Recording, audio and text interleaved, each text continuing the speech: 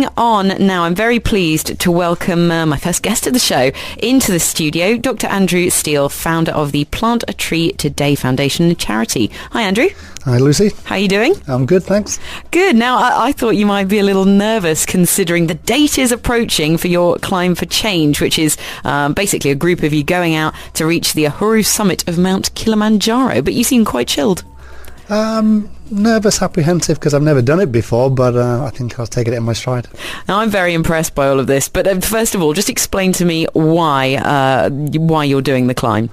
It sets out, actually, the gentleman that I'm climbing with, we met in 2007 at the conference of the parties, the climate change conference in Bali, and we're all from the same town. We're all from Hull in Yorkshire. Ah, good old Hull. And we kept in touch, and basically we're all conservationists and been working in different areas, and we wanted to make a statement about climate change and the environment, and Kilimanjaro is a perfect example of that. Based on the just historical facts, over the last 100 years, 80% of the snow caps have diminished, and 26% of that has happened in the last few years. Is any of that to do with the people climbing it, or? There's about 1,000 people a year climb it, and only 40% are successful. So I'm not too sure. Okay, all right. So they're not just kicking the snow off as they come down. That's good to know.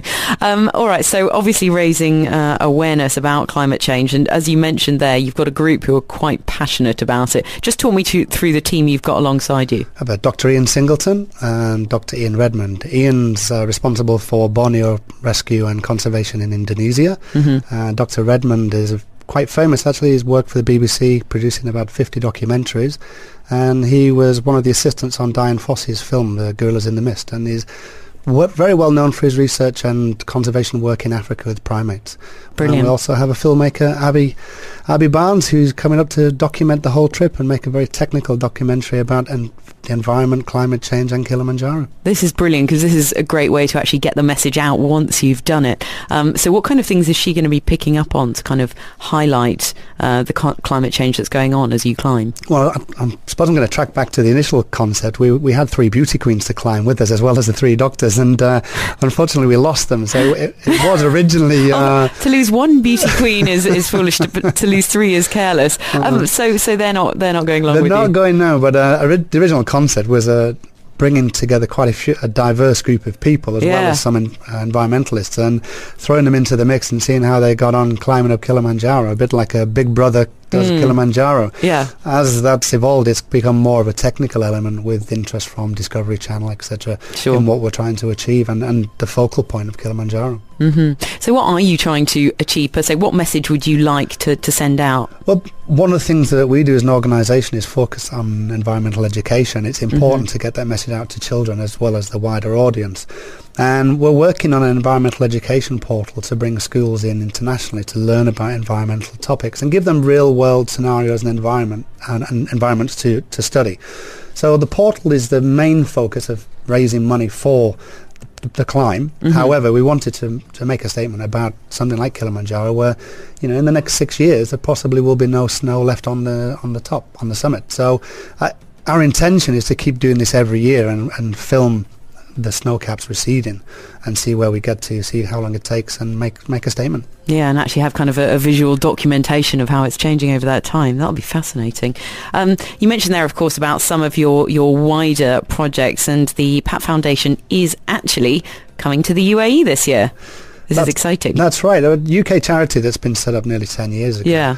And we've focused predominantly on Southeast Asia, working mainly in Thailand, but we've worked in Vietnam, Malaysia, Indonesia, Hong Kong, Cambodia. So we've now established ourselves over here. We've been doing a lot of research and work on what can be done here, and we've made some great inroads into establishing the requirements here, and I'm happy to say that we should have everything achieved by August the 20th and submit our paperwork, and fingers crossed, if everything goes according to plan, middle of September we'll have a sub-branch established here, and we're looking to plant 1 million trees before 2020 Expo. How amazing. So will people here in the UAE be able to kind of help out and get involved? 100%. The sole intention is to replicate the model that we use in Thailand, and we build a nursery, we allow people to come along, germinate the trees, and then go and plant them. Actually getting involved and getting their hands dirty and see what we can do. But the main thing is we can recreate the ecosystem. We can bring the birds back, and we can basically help the environment even in the desert, and people don't don't really believe you can do that, and obviously we want to prove them wrong. I think that sounds brilliant and a really fun thing to get involved with for people here as well. Out of curiosity, you mentioned there, of course, you've had a lot of experience in Asia. Why have you focused on Asia so much? Been based in Asia, actually. Whilst we set the charity up, I do have a full-time job. Okay. I run the charity on the side, but we've been going 10 years. We started way back with a project on the Burmese border with orphans and planting fruit trees that now are producing fruit for the orphanage, which is awesome. And when you link social and economic development to a reforestation project, it's a little bit more endearing. And when you see that on the ground, it does touch your heart. And I was happy to say that my kids were involved. My wife was there. 15 of us took a 7-hour journey to get to this orphanage to do this work. So, that touched me, and we've continued. We've focused in Asia because that's where we've been based, and now it's a chance to spread our wings and take our knowledge and our skill set elsewhere. That's fantastic. So it's kind of by default you ended up there, but I imagine there's a special place in your heart now, I would think, for a lot of those areas and countries you've assisted. Yeah, I think when I look back now over some of the amazing places I've been and done tree planting with villagers and hill tribes, and I've been able to go into areas that people don't go well off the beaten track and see firsthand how the deforestation has affected them, and talk to villagers and farmers and see how the watershed management has been affected because they've chopped trees down. And when you hear villagers come back and say to you, hey, we put the trees back and now we can hear the birds again, that's exactly what we're trying to achieve. Yeah, it makes a big difference, doesn't it? I remember reading actually fairly recently about the deforestation in the north of Cambodia coming up towards the Thai border and what an impact it's had on the landscape, but replenishing that can presumably just totally change the local community and economy. Yeah, when you look at it, it's interesting because one of the former Thai prime ministers actually commented that the Western world had deforested and sold all their timber and made lots of money, and why couldn't they do that? I didn't think he realised the current effect that would have on the climate, etc. But you do see that, you really do. And one thing that people don't consider is it takes 2 minutes to chop a tree down, but that tree's probably taken 100 years to grow, and there lies the misnomer. And there's not so many organisations really that focus on putting the trees back, and that's one of the things that we've prided ourselves on. What's been the most memorable project you've worked on from your perspective personally? Most recently, we undertook a project for the Six Senses Hotel Group, and that was to plant 300,000 trees a year in the northern part of Thailand, and that was astonishing, really, to get 200 villagers involved in the project. And people don't realise it's not as simple as just putting a tree in the ground. They don't have ATMs at the top of hills, and these people weren't paying on the nose day by day, and the logistics involved just in getting trees from a nursery to the project site, getting the manpower from nearby villages, bridges being taken out by floods and landslides. It's amazing. We even had drug traffickers go through the project site. I had the security guards ringing me up one day and say, Andy, what do you want us to do? I said, to be honest with you guys are not well equipped to deal with anything. Let's leave that to the authorities. Yeah. But when you've got guys with AK-47s walking through the project site, it's a bit of a strange element. Yeah, just so many unexpected challenges to deal with. Well, coming back to an expected challenge, the climb of Kilimanjaro, can I ask, are you ready? Are you prepared? I suppose I actually live in Bangkok and I'm in and out of Dubai, so I haven't had a real chance to prepare in terms of climbing mountains. But while I've been here, I've been up and down Ski Dubai a few times.